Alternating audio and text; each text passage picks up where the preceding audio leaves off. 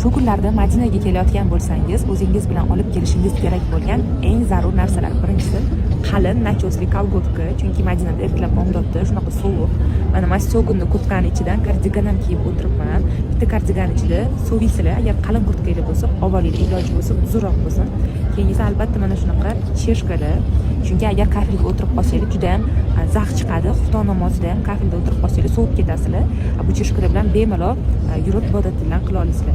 Ikkinchisilar xullas mana shunaqa suvni yaxshi shimadigan salfetkalar uvalanib ketmaydigan. Ya'ni doimiy ravishda tahorat qilish sochiqlaringlarni ho'l qilib yoradi.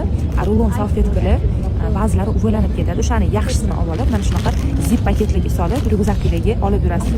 Keyingisi termos, chunki bu yerda o'sha muzday suv ichishga to'g'ri keladi. Termosga iliq zamzamdan yoki xonangizdan iliq suv olib chiqsanglar, bemalol ichib yurasizlar. Keyingisi увлажняющий krem, chunki Madinada ertalab shamol izg'irin bo'lgani uchun yuzingizlar achishib ketadi, lablaringiz qurib ketadi biroz. Shuni hisobiga увлажняющий krem va SPF обязательно olinglar. Oyijonlardan ham so'raymiz. Oyijon, nima qo'shimchalar qilgan bo'lardingiz?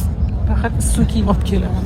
Muzlab qolib qizga mana kurtkada kurtka kiyganlar, mana ustilaridan buni tashaganlar. Shunda ham so'rayaptilar. Tayyor bo'lib kelsanglar, bemalol o'tirib, xohlaganingizcha duolar qilasizlar. Shuning uchun sizlarga bu videoni qoldirishga harakat qildim. Videoni kerakli odamlarga yuborib qo'yinglar.